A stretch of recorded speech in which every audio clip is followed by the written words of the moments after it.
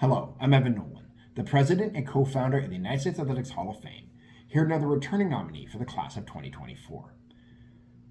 The daughter of a professional tennis player, Christine Marie Evert, better known as Chris or Chrissy to her fans, was a dominant force in women's tennis in the 1970s and 80s.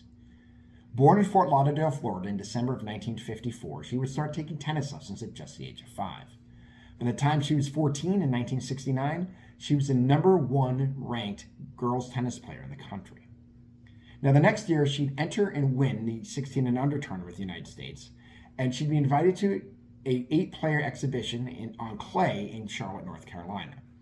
In the semifinals of that tournament, she would defeat Margaret Court, who was the number one women's player in the world and had swept the Grand Slam the previous season.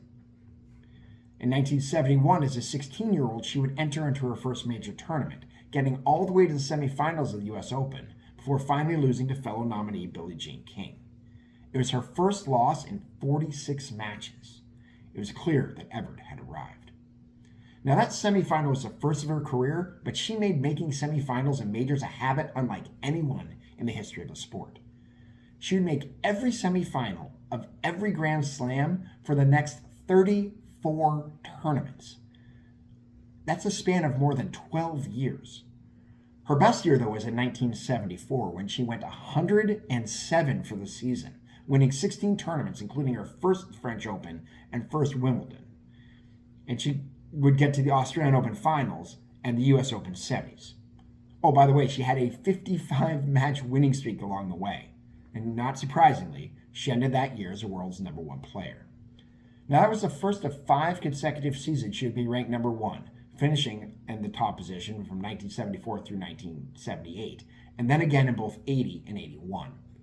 In fact, she would spend 260 weeks as the number one player in the world, and she would win at least one major tournament for 13 consecutive years, which is still a record. This would include 2 Australian Opens, 3 Wimbledons, and a joint record 6 U.S. Opens. She holds that record with Serena Williams, and it's a record 7 French Opens. And that is just her singles titles. Because in addition to her 18 Grand Slam singles titles, which is tied with inaugural USA Hall of Fame inductee Martina Navratilova for third most all time, she'd had 2 French Open and 1 Wimbledon doubles titles, as well as being part of 8 Federation Cup winning sides. Now, back on the singles side, she also holds a record for most Grand Slam finals with 34, 1 more than Serena Williams, semifinals with 52, which is 8 more than Navratilova, and 56 quarterfinals, which is tied with Serena again for the most all time. Oh, by the way, she also is not in the top 10 in Grand Slam appearances while holding all those records. Her career singles record of 1,309 wins and 146 losses is a winning percentage of 89.97%, second all-time only to Margaret Court.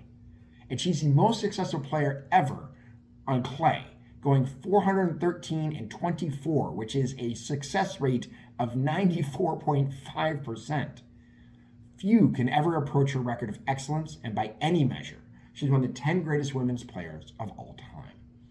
Now, Evert finished in the top 50 of our voting last year, so she's on pace to be part of our second class. Can you help her get up and over in 2024? Well, if you'd like to, you vote for Evert or any of our other nominees for United States Athletics Hall of Fame at www.theusahof.com. That's theusahof.com. Voting continues between now and our newly expanded time of December 1st, so vote as often as you like, as long as it's only once a day. I'll be back soon with another nominee, but until then, take care.